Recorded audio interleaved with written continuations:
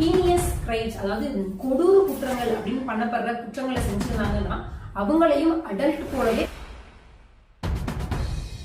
ஒரு அடல்ட்டுக்கு எந்த அளவுக்கு தண்டனை கொடுக்குறாங்களோ அதே அளவுக்கு தண்டனை சிறார்களுக்கும் கொடுக்கும். Unlawful assembly, criminal intimidation, grievous hurt, IT act violate பண்ணிட்டாங்க, லைக் கண்டென்ட் சர்க்குலேஷன். இதோட அரசியல் பின்னணி என்ன அப்படின்னு பாத்தீங்கன்னா, பட் ஆக்சுவலி கஞ்சாவோட புழக்கம் குறைக்கப்பட்டதா இல்ல கஞ்சா விலையில் ஏற்றம் அதிகரிக்கப்பட்டதா இருந்து தடுக்கப்படும். அப்படி நடந்த ஒரு சம்பவம் தான் சூரஜோட மரண அடி தாக்குதலான ஒரு கொடூர தாக்குதலை செஞ்ச 17 வயசு சிறார்கள் பண்ண அட்டூழிய சம்பவம். சோ அது நிறைய பேருக்கு வைரல் ஆயிருக்கும், சில நியூஸ்ல கவர் பண்ணிருப்பாங்க. பட் அது ஒரு நாள் பேசு பொருளாக்கி இப்ப சூரஜ் எங்க இருக்காரு, என்ன பண்றாரு, உண்மையிலேயே நடந்த பின்னணி என்ன, எஃப்ஐஆர் எப்படி போட்டாங்க, எந்த குற்றத்தின் அடிப்படையில் அவங்க கைது செஞ்சாங்க, சிறுவர்கள் தானே அப்படின்னு சொல்லி அவங்க திருப்பி வெளியே வந்துருவாங்களா அப்படின்ற பல சந்தேகங்கள் மக்களுக்கு இருக்கும். அதுக்கான விடையும் கண்டிப்பா மக்கள் தெரிஞ்சாகணும். சோ அதை பத்தின விரிவா தான் இந்த வீடியோல பார்க்க போறோம். Without any delay let's get into the video. First of all, இந்த சம்பவத்துக்கு பின்னாடி 3 விஷயங்களை நம்ம ரொம்ப அலச வேண்டியதா இருக்கு. நம்பர் 1 அரசியல் பின்னணி, நம்பர் 2 பிள்ளைங்களோட எண்ணம், நம்பர் 3 பொதுமக்கள் செய்ய வேண்டியது அப்படின்னு சொல்லி இது 3ஆ கேட்டகரைஸ் பண்ணலாம். ஃபர்ஸ்ட் ஆஃப் ஆல், இந்த வீடியோ பல பேர் பார்த்திருப்பீங்க, பல பேருக்கு இந்த வீடியோ கண்ணிலேயே பட்டிருக்காது, சில பேர் நியூஸ்ல கேட்டிருக்கலாம், அதுக்கப்புறம் என்ன ஆச்சு அப்படின்ற தகவல் தெரியாம இருக்கலாம். நிர்பயால ஆரம்பிச்சு பொள்ளாச்சி ரேப் கேஸ்ல இருந்து அண்ணா யூனிவர்சிட்டி ரேப் கேஸ், பொதுமக்கள் சந்திக்கிற இடத்துல நடந்த ரயில்வே ஸ்டேஷன்ல நடந்த கொலை, ராம்குமார் சுவாதி கொலை வழக்கு, இந்த மாதிரி பல விஷயங்கள், கொடூர சம்பவங்கள் ஆங்காங்கே நடைபெறும்.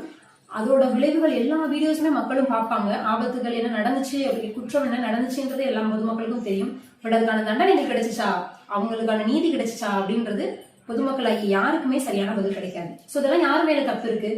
ஊடகங்கள் சரியா பொதுமக்கள் கொண்டு போய் சேரலையா, இல்ல பொதுமக்கள் அவங்களுக்கு நீதி கிடைச்சா கிடைக்கலையா அப்படின்றதுல ஆர்வம் காட்டலையா? அப்படின்ற 20 வயது இளைஞர் 1.5 மாசமா நம்ம தமிழ்நாட்டு மாநிலத்துக்கு தான் வசிச்சுட்டு வந்துட்டு இருக்காரு. வேலை காரணமா வீட்டுல சண்டை போட்டு இங்க வந்திருக்காரு. ரயில்வே ஸ்டேஷன்ல கூப்பிட்டு சில வாக்குவாதங்கள் நடத்தி 17 வயதே நிரம்பிய 4 பேர்கள் கொடூர தாக்குதல் பண்ணி பட்டா கத்தியால வச்சு அது வீடியோவும் ரெக்கார்ட் பண்ணி தான் ஃபேமஸ் ஆகணும் அப்படின்ற ஒரே இன்டென்ஷனுக்காக ஒரு கிரீவியஸ் ஹர்ட் கொடுத்து அவரை ரொம்ப கொடூரமா சிரிச்சிருக்காங்கன்னே சொல்லலாம். ஹாஸ்பிட்டலுக்கு அவங்க கூட்டிட்டு போயிருக்காங்க. அந்த ஹாஸ்பிட்டலுக்கு கூட்டிட்டு போன பின்னணி என்ன அப்படின்றதும் ஒரு பெரிய கேள்விக்குறிதான். ஆக்சுவலி 17 வயசு சிறுவர்கள் தப்பு பண்றதெல்லாம் என்ன பொதுமக்கள் நினைக்கிறாங்க அப்படின்னா, சில திரைப்படத்துல எப்படி காட்டுறாங்க அப்படின்னா, அவங்க தப்பு பண்ணாங்கன்னா ஈஸியா வெளியில வந்துடலாம், ஜுவைனல் ஜஸ்டிஸ் போர்ட், அதாவது ஜுவைனல் சிறார்கள் அப்படின்ற அடிப்படையில அவங்க ஈஸியா சுலபமா வெளியே வந்துடலாம் அப்படின்ற கணக்குல தான் அவங்க தப்பு பண்றாங்க. அது மட்டும் இல்லாம அவங்கள ஜெயிலுக்கு அனுப்புனா அங்க அவங்க குற்றங்கள் அதிகமா லேர்ன் பண்ணிக்குவாங்க அப்படின்றதுக்காக அவங்கள சிறார் சீர்திருத்த பள்ளியில தான் போடுவாங்க. அப்படி இருக்கும்போது 18 வயசு நிறைவடைஞ்சிருச்சுன்னா அங்க இருந்து அவங்க வெளியில அனுப்பிடுவாங்க. சோ இதை பின்னணியா வச்சுதான் சிறார்கள் குற்றம் பண்றாங்க அப்படின்றது மக்களோட எண்ணங்களா இருக்கு.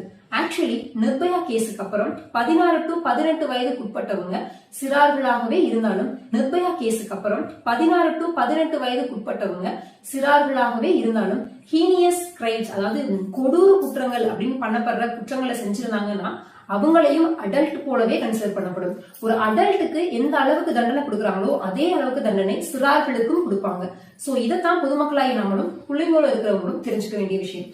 அது மட்டும் இல்லாம சில திரைப்படங்கள் நம்மளோட தவறான சிந்தனைக்கு தான் கொண்டு போகும். சில திரைப்படங்கள்ல நீங்களே பார்த்திருப்பீங்க, சிறுவரா சின்ன பையனா இருக்கான், அவனை தூக்கி தப்பு பண்ண வச்சிட்டோம் அப்படின்னா ஈஸியா வெளியில வந்துடலாம், அதனால அவனை தப்பு பண்ண வைக்கலாம் அப்படின்றதும், சின்ன வயசுலயே உங்களோட இன்டென்ஷன் எல்லாம் எப்படி இருக்குன்னா, நான் கொஞ்சம் ஃபேமஸ் ஆகணும், நம்ம கொஞ்சம் ஏரியால கெத்து காட்டணும் அப்படின்னு. பட் அந்த மாதிரி ஃபேமஸ் ஆகணும், கெத்து காட்டணும்னு நினைச்சவங்க எல்லாருமே குறிப்பிட்ட வயசுக்கு அப்புறம் வாழ்க்கைனா இது இல்ல, நம்ம சரியான வாழ்க்கையில போயிருக்கலாம் அப்படின்னு ஜெயில இருந்து வந்த கைதிகள் எத்தனையோ பேர் இன்டர்வியூ கொடுத்துருக்கத நீங்களே பாத்துக்கலாம். சோ இப்போ பொதுமக்களாகிய நம்ம தெரிஞ்சுக்க வேண்டிய முக்கியமான விஷயம் என்ன அப்படின்னா, இந்த சிறுவர்கள் செஞ்சது இன்டென்ஷனோட பண்ணிருக்காங்க. எந்த ஒரு குற்றமும் இன்டென்ஷனோட பண்ணி அதோட ஃபேக்ட் ஆஃப் த கிரைம் ரொம்ப சீரியஸா இருந்துச்சு, அதோட கான்சிக்வன்சஸ் அந்த தப்பு பண்றவங்களுக்கு தெரியுது அப்படின்னா, 16 to 18 வயசு நிரம்பியா இருந்தாங்க அப்படின்னா அவங்க செய்யற தப்பு அடல்ட்டாவே நினைச்சு அவங்களுக்கும் தக்க தண்டனைகள் கொடுக்கப்படும். சோ இப்ப இந்த கேஸ்ல 4 பேர் 17 வயது சிறுவர்களா இருக்காங்க. அந்த 4 பேருமே தப்பு பண்ணிருக்காங்க. அதுல ஒருத்தர் மாற்றுத்திறனாளி, எக்ஸாம் ஏதோ இருக்கு அப்படின்னு சொல்றதுக்காக ஒரு பேரை வேலை விட்டுருக்காங்க. 3 பேரை ஜுவெனல் ஜஸ்டிஸ் ஆக்ட் கீழ அந்த ஸ்கூல்ல வச்சிருக்காங்க. சோ இப்ப இவங்களை ஈஸியா வெளியே விட்டுருவாங்க தானே அப்படின்னு கேட்கலாம். அது கிடையவே கிடையாது. அவரும் அடல்ட் போலவே கன்சிடர் பண்ணப்படுவாங்க. ஏன்னா அதுக்கு ஸ்ட்ராங்கான எவிடன்ஸ் அவங்க வீடியோவா எடுத்திருக்காங்க. அந்த வீடியோலயும் அவங்க தெளிவா பேசியிருக்காங்க, இது கொஞ்சம் வைரல் ஆகணும், இது இந்த ஆங்கிள் வச்சு எடு, சரியா தெரியுதா, தெளிவா தெரியுதா அப்படின்ற பல விஷயங்களும் அவங்க பேசியிருக்காங்க. அப்ப இது இன்டென்ஷனா எடுக்கப்பட்டது அப்படின்றது புரியப்படுது. சோ இப்போ நம்ம இதுல தெரிஞ்சுக்க வேண்டியது என்னன்னா, இன்டென்ஷனோட ஒரு குற்றம் பண்றாங்க, 17 வயதுக்கு உட்பட்டவங்களாகவே இருக்காங்க, அவங்க செய்யற குற்றத்தினோட விளைவுகள் என்னன்றது அவங்களுக்கு தெரியும். அவங்க செய்யறது மூலமா ஒரு பெரும் குற்றம் செய்யறாங்க, லைக் கொலை, கொள்ளை, இல்லைன்னா கற்பழிப்பு, அப்படி இல்லைன்னா அந்த கொலைவெறி தாக்குதல். சோ இதெல்லாம் பண்றாங்க, இன்டென்ஷனோட தான் பண்றாங்க அப்படின்னா, அப்படி பண்ணாலும் நீங்க சிறார்களா இருந்தாலும் உங்களை வெளியே விட மாட்டாங்க அப்படின்றத தெரிஞ்சுக்கணும். எந்தெந்த குற்றத்தின் கீழே இவங்கள கைது செஞ்சிருக்காங்க அப்படின்னா, unlawful assembly, criminal intimidation, grievous hurt, IT act violate பண்ணிருக்காங்க, லைக் கண்டென்ட் சர்க்குலேஷன், இதுக்காக ஐடி ஆக்ட வயலேட் பண்ணிருக்காங்க. சோ இதன் அடிப்படையில அவங்கள உள்ள தள்ளியிருக்காங்க. சோ இவங்க ஈஸியா வெளியே வருவாங்க அப்படின்னு பார்த்தா அது ஒரு பிக்கஸ்ட் கொஸ்டின் மாதிரி தான், வெளியே வர முடியாது.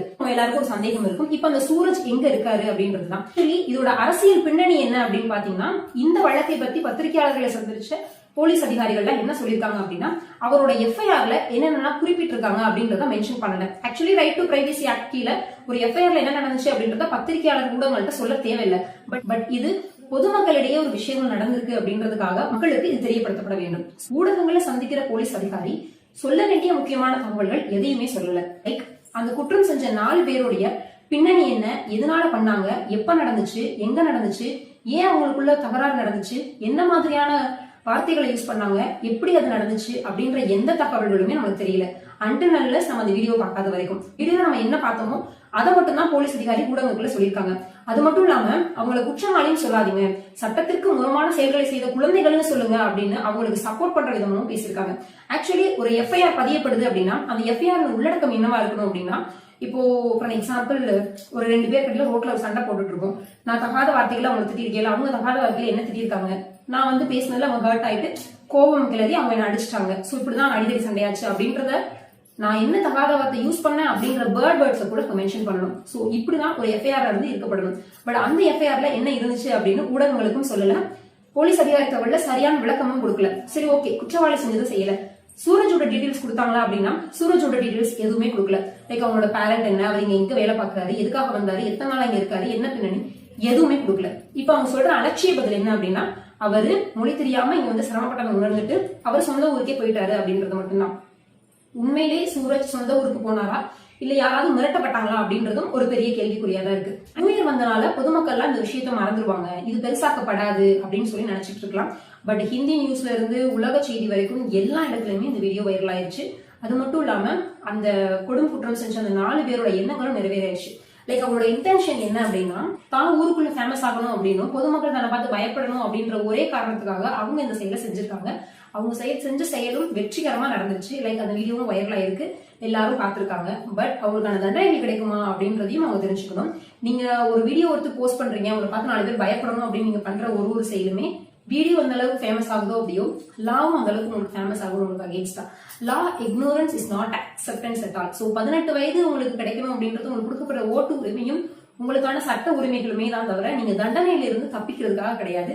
எக்ஸாம்பிளா எடுத்து இன்னும் 4 பேர் இதே மாதிரி தவறுகளை செஞ்சாங்க அப்படின்னா அவங்களுக்கு எல்லாம் ஒரே ஒரு ரெக்வஸ்ட் தான். நான் ஆல்ரெடி சொன்ன மாதிரி நிர்பயா கேஸுக்கு அப்புறம் 16 to 18 வயசுக்கு உட்பட்டவங்களா இருந்தாலும் ஹீனியஸ் குற்றம் செஞ்சீங்கன்னா உங்களையும் அடல்ட்டா தான் கன்சிடர் பண்ணப்படுவாங்க. ஜுவெனல் ஜஸ்டிஸ் போர்ட்ல வச்சிருப்பாங்களே தவிர உங்களுக்கான தண்டனைகள் அடல்ட்டுக்கு என்ன கொடுக்குறாங்களோ அப்படிதான் இருக்கும். வாழ்நாள் முழுவதும் சிறை அப்படின்றதுக்கும் கூட உத்தரவாதம் இருக்கு அப்படின்னு தான் நான் தெரியப்படுத்துறேன். தண்டனைகள் கடுமையாக்கப்பட்டாதான் குற்றங்கள் குறையும் அப்படின்னு சொல்றாங்க. ஒரு தண்டனைகள் கடுமையாக்கப்படணும் அப்படின்றதுக்கு பின்னாடி உங்களோட வலுவான ஓட்டு தான் இருக்கு. நீங்க தேர்ந்தெடுக்கிற தலைவர்களாலதான் ஒரு சட்டம் என்பது உருவாக்கப்படும். அப்படி நீங்க எந்த தலைவரை தேர்ந்தெடுக்க போறீங்க, என்ன மாதிரியான சட்டங்கள் உங்களுக்கு அடுத்து தேவைப்படும் அப்படின்றத எல்லாமே உங்க கையில தான் இருக்கு. அது உங்க ஓட்டு உரிமையா தான் இருக்கு.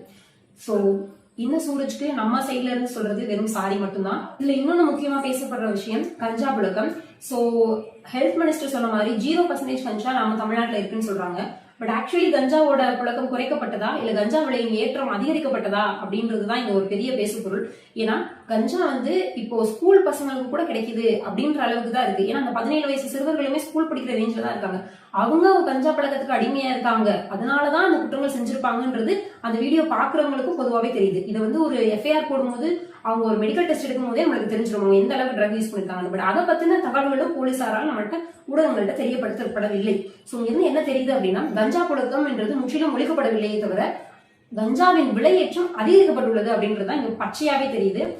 தொடர்ந்து பொதுவெளியில பொதுமக்கள் புலங்குற இடத்துலதான் இந்த மாதிரியான குற்றங்கள் அவலங்கள் நடக்குது. எஸ்பெஷலி இந்த ரயில்வே ஸ்டேஷன் ராம்குமார் சுவாதி கொலை வழக்குல இருந்து அடுத்தடுத்து அரங்கேற்றிட்டு பல குற்றங்கள் இந்த மாதிரி பொதுமக்கள் நடக்கிற பொதுவெளியில தான் நடக்குது. சோ சாமானிய மக்களுக்கு பயம் இல்லாம அவங்க பயணம் செய்ய முடியுமா அப்படின்றதே இங்க ஒரு பெரிய கேள்விக்குறியாதான் இருக்கு. இது யாரு குற்றம் சொல்றது அப்படின்னு பார்த்தா கட்டாயம் அரசாங்கத்தை தான் குற்றம் சொல்ற மாதிரி இருக்கும்.